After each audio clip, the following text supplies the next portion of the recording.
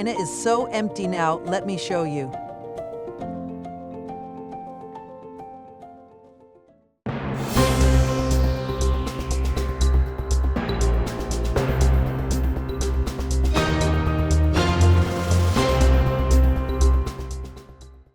Picture yourself walking the once vibrant streets of Beijing, where neon lights now cast their glow on deserted pathways.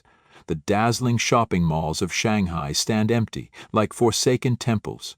In the rural villages of Hunan or Yunnan, where children's laughter once filled the air, only the eerie whistle of wind through crumbling homes and overgrown weeds remain. China, a nation the Chinese Communist Party, CCP, claims houses 1.4 billion people, is cloaked in a chilling mystery. Where has everyone gone? The pandemic resurges, the LP 8.1 nightmare. On May 8, 2025, the Chinese Center for Disease Control and Prevention, CDC, released a bombshell report. COVID-19 positivity rates skyrocketed from 7.5% to 16.2% in just 1 month, from late March to early May. Hospitals in Beijing, Shanghai, and southern provinces are overwhelmed with patients grappling with high fevers, throat pain like swallowing razors, and loss of taste. A Beijing resident shared on Douyin, "My throat burns like fire, and I've been coughing non-stop for a month." Hospitals are packed, with coughing like a symphony. A woman from Jiangxi sobbed, "My 1-month-old granddaughter had a 39 DGC fever after the May 1 holiday.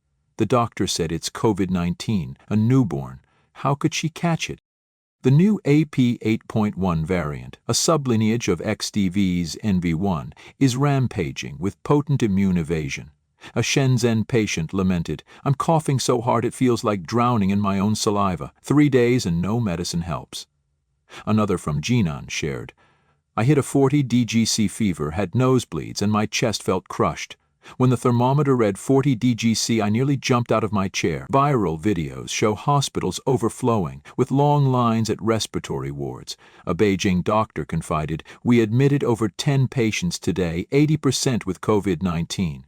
This is the worst wave since 2022. The outbreak isn't confined to China, it's spreading across Southeast Asia. Thailand reported 1,792 hospitalizations and 12 deaths from April 28 to May 4. Vietnam recorded 3,399 new cases on May 5, and Singapore saw 22,651 new cases in late April. Yet the CCP dismisses it as a common flu, concealing its true severity. Vaccine catastrophe, cries of anguish. Over the 3-year pandemic, the CCP enforced mandatory vaccinations, with 92.1% of the population receiving a first dose and 71.7% a booster by July 2022. But instead of protection, the Sinovac vaccine has unleashed a nightmare. A Douyin blogger, passing years, shocked followers. "In 2 hours, my company sent 2 notices about young colleagues' sudden deaths. The tsunami of vaccine deaths is here." Reports of severe side effects, myocarditis, lung nodules, cancer, leukemia, and sudden deaths flood social media. A WeChat post by Shen Bulong described, "Sister Z has shingles, Brother H found lung nodules, and little M got hives after 3 doses. The screen is filled with cries of pain." Outrage erupted when news spread that Yang Xiaoming, the father of Sinovac, was sentenced to death, with many calling it the CCP's scapegoating to mask the disaster. Xiao Lanchun, a former media worker, wrote on X, "Why are crematoriums overwhelmed? Why are young people dying of heart attacks? The government won't tell the truth, but the truth won't vanish." A Shanghai patient shared, "I had a 40 DGC fever, nosebleeds, and chest pain like I was being crushed. These vaccine side effects are terrifying." Population mystery. 1.4 billion or a quarter left. The CCP claims China has 1.4 billion people, but bloggers paint a starkly different picture: desolate villages and ghost cities. A Shenzhen vlogger filmed Duman village. Over 100 households, luxurious homes but completely empty. The silence is chilling.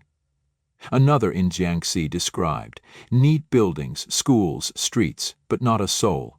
It feels like the end of the world." Independent researchers challenge the official figures. A Russian study estimated China's pre-pandemic population at 500–800 million, based on urban-rural data. Japanese scholars analyzing salt consumption suggested 800–900 million.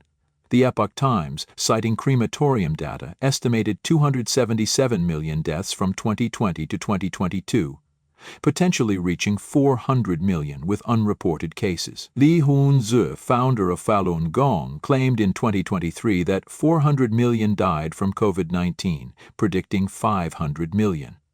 If true, China's population could now be just 350–400 million, shattering its superpower image. Economic collapse. Tragedy at the bank. China's economy, once a global powerhouse, is crumbling. Cities like Shanghai and Guangzhou face recession, with empty malls and shuttered factories. A Guangzhou blogger filmed delivery workers living in tents under bridges. They can't afford rent, surviving on day jobs. This is the tragic reality. In Shenzhen, Sanhe masters, workers who toil one day and idle for three, symbolize despair. The young man at Longhua bus station shared, "I came here with dreams, but after endless failures, I just want to survive."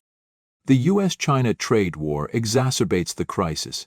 Despite state media claiming victory, private businesses report 50% tariffs on Chinese goods and vanishing e-commerce orders. Mr. Wang, a Hubei entrepreneur, said the 20% fentanyl tariff is a huge burden. After the 90-day truce, we may face even higher taxes. But the true tragedy shaking the public is a story from Hunan, where a gravely ill woman died at a bank while waiting to withdraw 50,000 yuan, about $7,000, for treatment.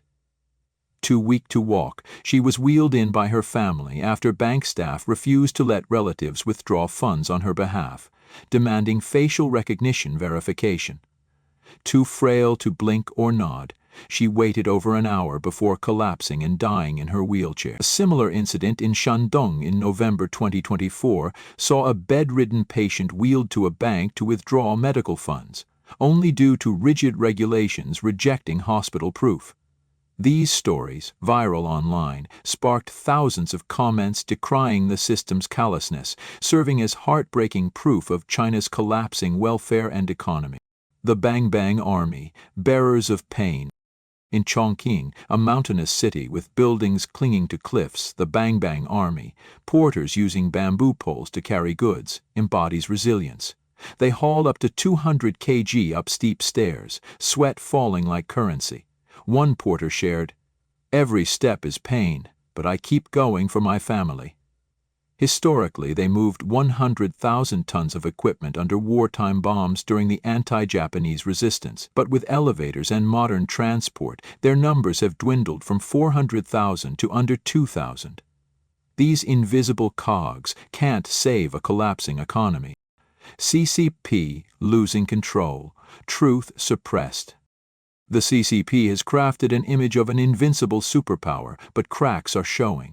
Concealing COVID-19 deaths, vaccine side effects, and the true population reveals a regime desperate to cling to power.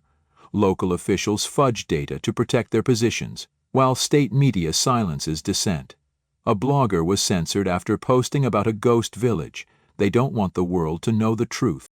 Public anger flared when Hong Kong singer Eason Chan tested positive for COVID-19, canceling 3 Taiwan concerts.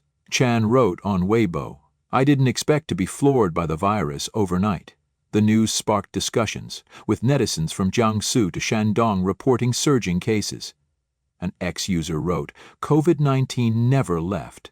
The CCP calls it flu to hide the truth." Small protests erupt, with youth enraged over unemployment and rising costs. A Beijing woman said, "I don't want my child growing up in a country where truth is controlled." 7. A nation on the edge. China, once a global economic titan, is now a bleak portrait of crisis. The LP8.1 variant of COVID-19 overwhelms hospitals and crematoriums. Vaccine side effects and the CCP's cover-ups fuel doubts about a population that may be just 350–400 million. Economic collapse drives people to live under bridges. with tragedies like the woman dying at a bank in Hunan, or the bedridden patient in Shandong. The resilient Bang Bang army can't save a fractured society. The CCP, its control slipping, faces a perfect storm, a reeling economy, an unstable society, and a people who no longer believe. Thank you for watching China Undercover. If this story struck a chord, hit subscribe, drop a comment, and share it to spread the truth. We'll see you in the next video. Stay safe.